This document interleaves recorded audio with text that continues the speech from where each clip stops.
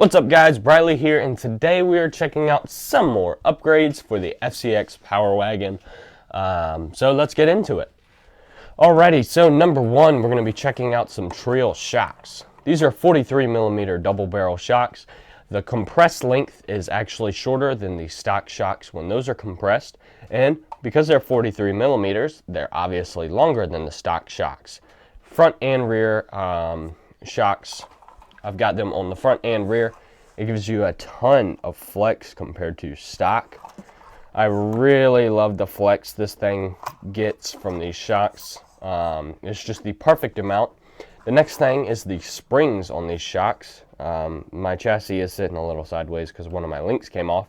But the springs on these shocks are perfect. The dampening on them is perfect, and it lets your ride sit low, but still have a dampening effect, where the fcx24s, when you get them to sit low, they don't really do anything shock like. They really just let it articulate, and they don't really do any dampening, which I really love about these. Treal did a really good job with that, the soft spring. Perfect.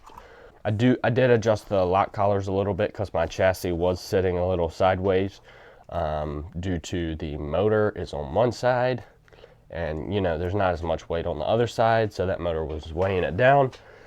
But the next thing is the shocks on the front have spacers, both the front and the rear actually, but on the front, because they have spacers, you do have to end up trimming the fenders on the body on the inside, as you can see there.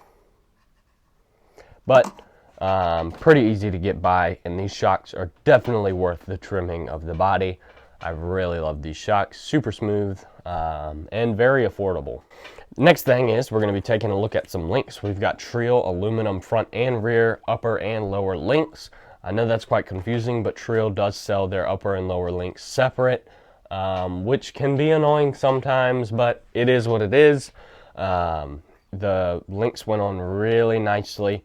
In the rear, I am running the 12+mm link kit they have, which also comes with a metal drive shaft, so I've got a rear metal drive shaft.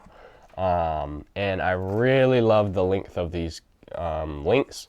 They fit really nicely, and as you can see, it puts that axle about with this bar back here, extends it about an axle thickness back, and I honestly think that's like the perfect length for this truck right now with my setup. I really love it. Didn't want to go too long, that's why I went with these. So the next thing is, you can't really see it, but in the rear end we've got a cheap Amazon metal diff because my drive gear went out on this and I just needed to replace it. This diff was about 16 bucks, I think. It came with the front and rear diff. The only problem I've had with it so far is that the little slots that the axle shaft goes into is really tight. So you do have to sand down on your axle shaft to get it to fit smoothly.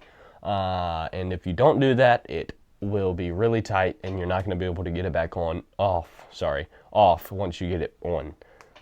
Which kind of sucks, but it is what it is. This diff is super smooth feeling.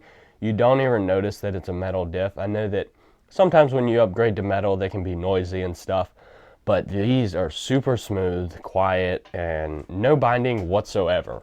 I really like this diff. Definitely recommend it. Just know you do need a little bit of sandpaper to sand down your axle shafts. But yeah, it is what it is. Now that I've got the links, shocks, and everything, it's definitely going to do way better on the vertical. We're going to go ahead out on the course and check that out. Alrighty, so out here on the course, we're on the second mini course. We're going to be testing out some verticals with the FMS and the new upgrades. Go ahead and back up. I was kind of cheating a little bit.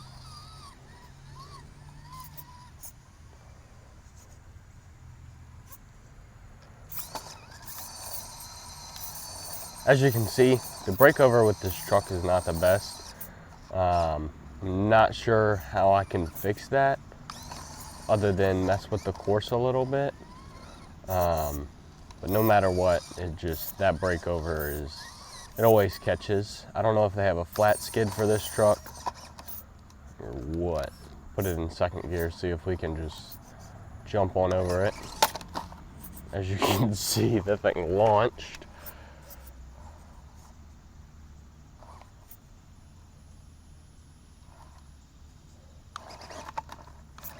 With a little bit of speed, we can get it over.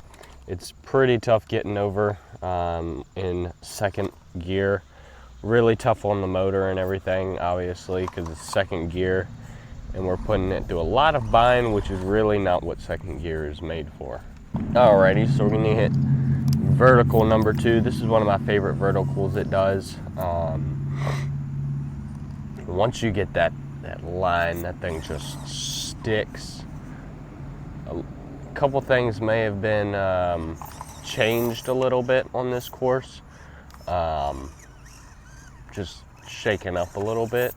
But as you can see, once I got that line, it just hooked right on over. I'm really loving these links. They do really good, especially with the brass on them. I think a little bit of weight up front. I think if I can help throw maybe some aluminum rings in the back. I'm not sure if I have aluminum rings in it. But if I can throw aluminum rings in the back when I do a breakover, that those aluminum rings aren't going to be holding the back down as much, and it'll help that front tip over. I think that'll be my best bet. But yeah, so now we're going to go ahead and hit that. I'm just going to be going down the side.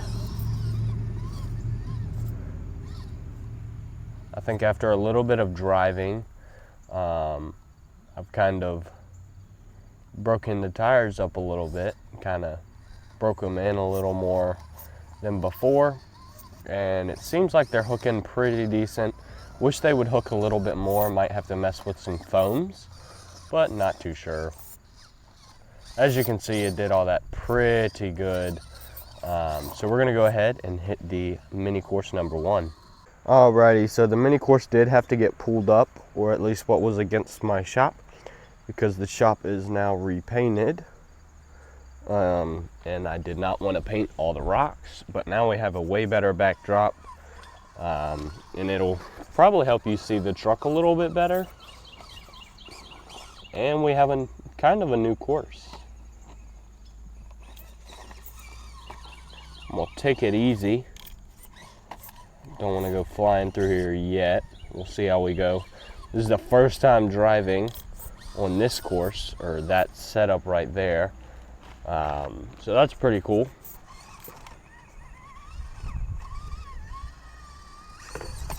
Ooh, that was close.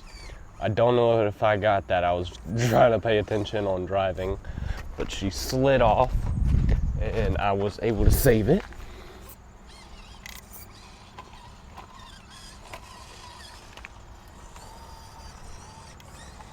Going back up the other side, we're gonna go ahead and hit this vertical, and then on the way up that vertical, we'll just finish off the course.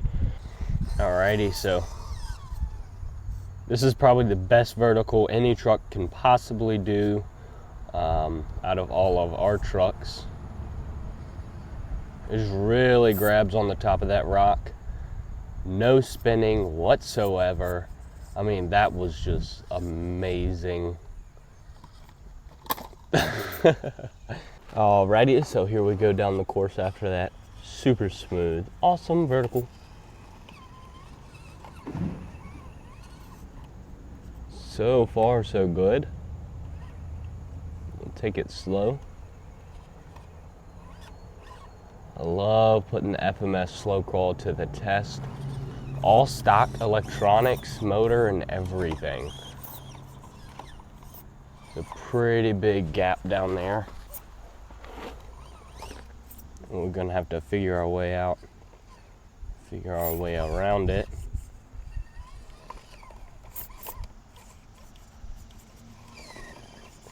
May have to fill that gap in with a rock or two.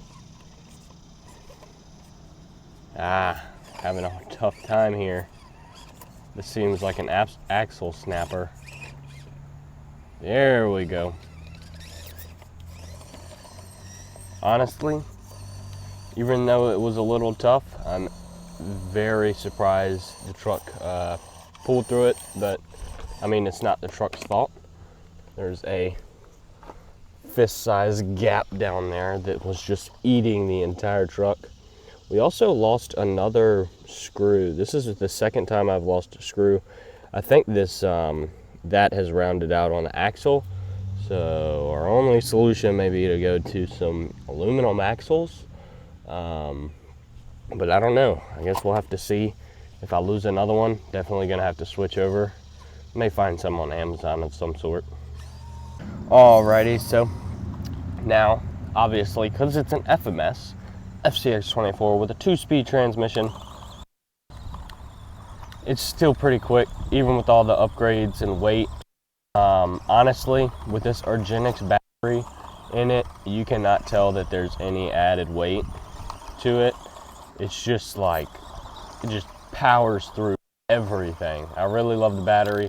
The only problem with the battery on the fcx24 Power Wagon body is you got to trim the battery tray a little bit so that it fits a little bit lower, because it hits the top of the hood on the inside of the truck. But that's the only problem. Other than that, super good battery. Recommend it. Will be down below in the description. Alrighty, so as you can see, this thing just dominates on the vertical. This is one of the best vertical climbing trucks I've got. As you can, you know that it hits that one vertical really well that no other truck can hit, just because of that wheelbase extension. Would love to do a Gladiator build. I think it'll be about the same wheelbase as this. Would love to test both of them out and go against each other. First time messing with extended wheelbase, and honestly, I'm really liking it. Definitely going to do some more extended wheelbase rigs. Shocks super smooth. It flexes so good. The diff feels good when driving. There's no binding in it. So I've got all the power I need. And with that urgenex battery, with all this weight, that urgenex battery is still pushing a ton of power to the ESC, so that you don't even notice that there's weight on it. So thank you, urgenex, for those batteries. They are just perfect. Definitely check out the video, link in the description for the battery. But yeah, I really love the shocks. I love the length of the links. Like I said earlier, with the setup I've got and the weight, they are perfect, honestly. Like I said, when I was driving, I may be throwing some aluminum rings in the rear. If I don't have them, I can't exactly remember. But if I don't have them, definitely going to throw them in to hopefully help the breakover with the truck. But yeah, really love this. Parts will be in the description below. Thank you guys for watching. Like, subscribe, hit the notification bell, and I'll see you in the next video.